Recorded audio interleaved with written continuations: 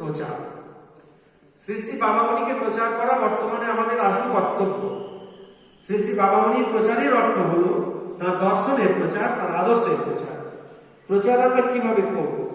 প্রথমত, আপনি আচরি ধর্ম করেন শিখাও, আমাদেরকে স্বরূপানন্দ সাহিত্য পাঠ করতে হবে নিয়মিতভাবে। এই জিনিসগুলো লক্ষ্য করবে। এই বিষয়ে পরমারাধ্যা শ্রী শ্রী মামনির নির্দেশ বিশেষ উল্লেখযোগ্য।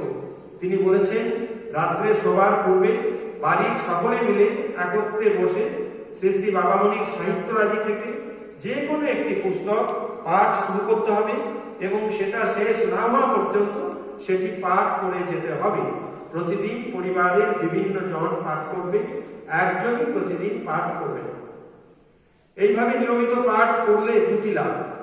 প্রথমত, প্রতিদিন রাত্রে ঘুমাবার আগে একটা সদ্গ্রন্থ পাঠ করলে সারা রাত মস্তিষ্কের মধ্যে একটা উচ্চ চিন্তা কাজ করবে। একটা শক্ত পাথরের উপর যদি প্রতিদিন একই জায়গায় আঘাত করা যায়, বেশ কিছুদিন পর সেখানে স্থায়ী দাগ হয়ে যায়, সে দাগ মুছে যায় না। আমাদের মস্তিষ্ক পাথরের চাইতে বহু কোটি গুণ সংবেদনশীল। অতএব দিনের পর দিন, মাসের পর মাস, বছরের পর বছর যখন একটা উচ্চ চিন্তা মস্তিষ্কের কোষগুলির মধ্যে নিয়মিতভাবে প্রভাব ফেলতে থাকবে, তখন সে উচ্চ চিন্তায় অভ্যস্ত হয়ে যাবে। তার মনে আর কুচিন্তা, প্রতিহিংসা পরায়ণতা, সংকীর্ণতা, অন্যের অপকার করার চিন্তা আসবেই না। সে প্রকৃত মানুষ হবে, শ্রী শ্রী বাবার ভাষায় দেবমানব হবে। এটা হলো রাত্রে ঘুমাবার আগে সদ্গ্রন্থ পাঠের উপযোগিতা। এখন আপনারা প্রশ্ন করতে পারেন, এর সাথে প্রচারের সম্পর্ক কি?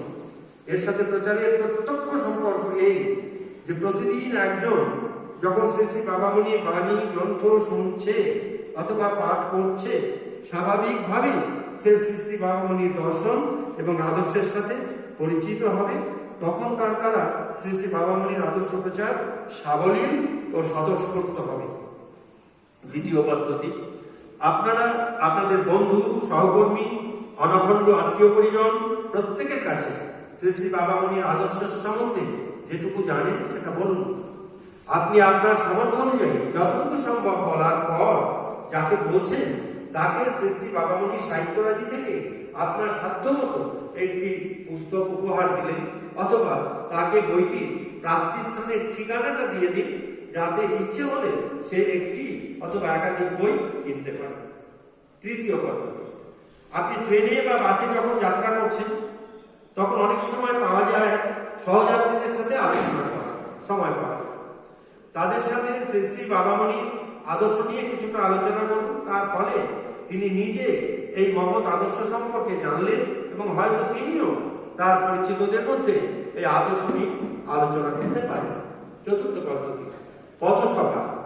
কোনো পার্ক, কোনো বাজার, কোনো রেল স্টেশনের বাইরে আপনি ছোট একটা পোর্টেবল মাইক সেট নিয়ে শ্রী শ্রী বাবামণির আদর্শ নিয়ে কিছু বলার চেষ্টা করুন।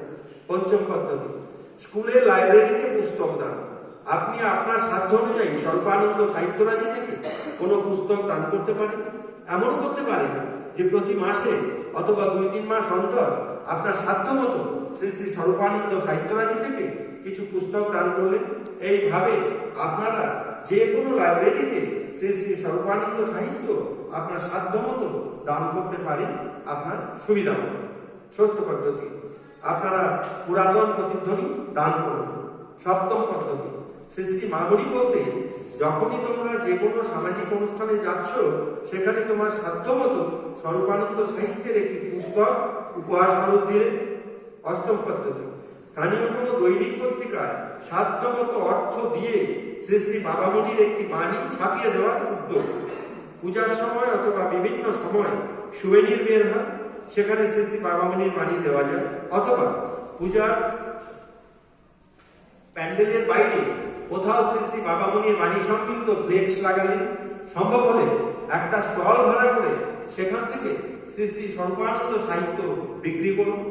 বিভিন্ন বইমেলায় অংশগ্রহণ করা ভীষণ উপযোগী।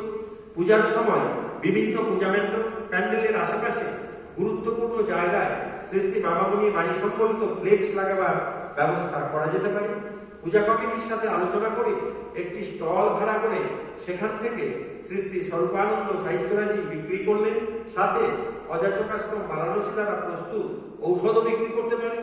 বিভিন্ন শহরে যেখানে যেখানে বইমেলা হবে সেখানে সেখানে যোগদান করতে হবে। শুধু যোগদান করেই ক্ষান্ত থাকলে চলবে না, স্থানীয় অখণ্ড মণ্ডলীর একজন শ্রী শ্রী বাবামণির আদর্শ সম্পর্কে বক্তব্য রাখতে হবে।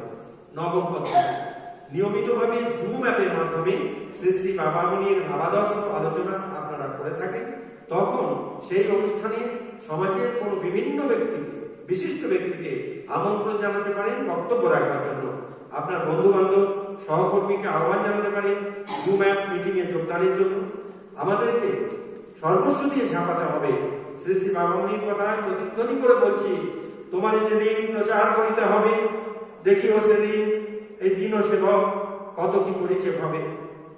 তারপর শ্রী শ্রী বাবামণি আদিগুরু, শ্রী শ্রী বাবামণি জগৎগুরু, তিনি পরব্রহ্ম, জাগতিক শরীরের সীমাবদ্ধতার দরুন শ্রী শ্রী বাবামণির শ্রীদেহ ইহ জগতে স্থূল চক্ষে সকলে দৃশ্যমান যখন থাকবে না, সেই সময়কালের কথা বিবেচনা করে তিনি স্বয়ং তার স্থলাভিষিক্তকে অভিষেক অনুষ্ঠানের মাধ্যমে অখণ্ডদের কাছে পরিচিত করিয়েছিলেন।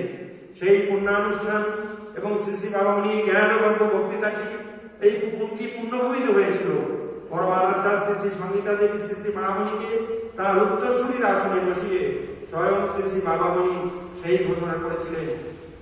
বেদনার্থ হৃদয়ে আজ কথা বলতে হচ্ছে যে 1974 সালের 1 জানুয়ারি কতিপয় অখণ্ড শ্রী শ্রী বাবামণির ভাষণ সকলে শুনে এবং উক্ত অভিষেক অনুষ্ঠানে সাক্ষী থাকা সত্ত্বেও শ্রী শ্রী মামণির নেতৃত্বকে অস্বীকার করেছেন।